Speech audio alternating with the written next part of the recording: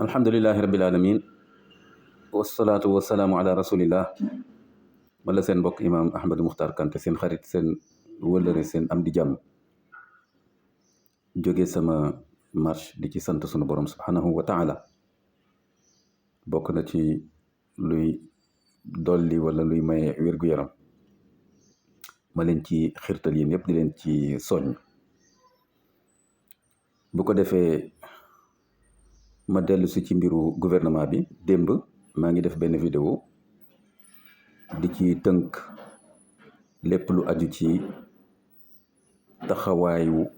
di xaar gouvernement bu bees muy taxawaay boo xam ni maa ngi doon wax ne jarul yenn yi ndax ñi nga xam ni dañuy xaar ñu tabb leen dañu war a nekk au service du peuple sénégalais kon kóllëre moo dox seen diggante ak citoyen yi ñu war a def lu ñu mën seen kéem kartan ak seen kéem xam-xam ak seen kéem xereñ ngir taxawee askan bi ci taxawaay bu rafet ci jéem li ñu mën yépp ngir réussir seen mission su ko defee nag nangul président de la république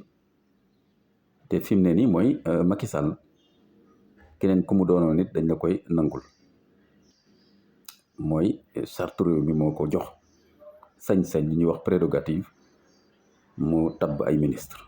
bu ko defee moom day seet ñu ko doy loolu ñun duñ ci dugg moom mooy président de la république fa mu jaar ba nekk président xam na ko na muy politiquer xam na li muy def kon it kenn du ko jàngal di ko wan ñan la war a tabb ala kulli xaal dañ koy nangul sañ-sañam bu ko defee ñun li ñu sañ a wax rek mooy fàttali lu jëm ci buñ ko mënee tuddee ci sunu jamono bonne gouvernance am luñ ciy fàttali ci jàngale l'islam bokk na ci mooy ki nga xam ni moo war a tabb lii l'islam jàngale mooy na fexe ba tabb koo xam ni njort na ni fam ko tabb ndombo tànk bi mu ko jox mission yi mu ko jox mën na ko réussir àttan na ko loolu lu ama am solo la bu deful loolu xeetu wor la ci jàngale l'islam ak xadis yi ci ñëw ba ci sax alquran parce que ki nga xam ni yaa war a sàmm askan bi taxaw ci seeni soxla waroo leen a wor te bokk na ci wor leen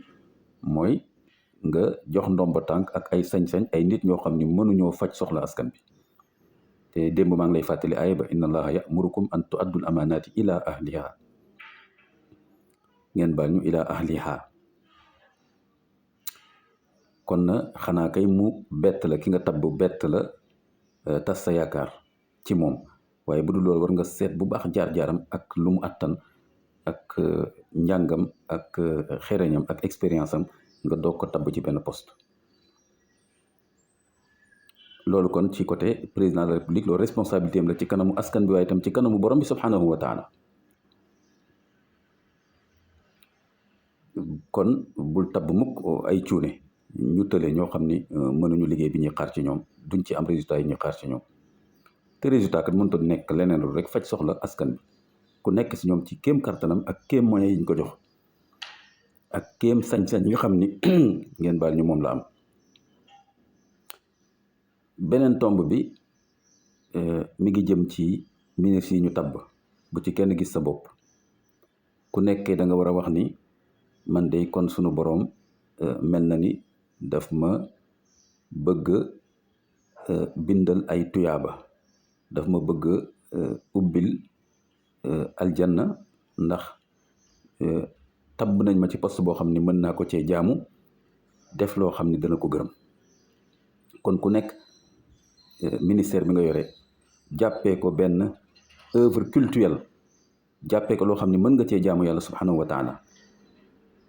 mooy fexe ba di ci def lu yàlla gërëm fexe ba di rafetal fexe ba di waxtaan ak ñi ngi ko seqal shura fexe ba nekk ku yaatu dënn ku woyof fexe ba def sa kéem xam-xam sa kéem kàttan ngir réussir say mission te na mu gën a rafete ànd ak efficacité ndax bi nga xamee ni nit ku baax kooku recruté na yent yàlla Moussa jox ko liggéey doomam bu jigéen moo ko xelal moo ko conseillé waaye daf ko wax xayra man istajarta al qawiyul amin inna xayra man istajarta al qawiyul amin ki gën ki nga mën a engagé jox ko liggéey bi mooy ku am kàttan attan li ñuy xaar ci moom te nekk kuñ mën a wóolu fort et digne de confiance gis nga tamit yonent yàlla Yusufa bi muy wax buur bi dénk ma yore intendance su Égypte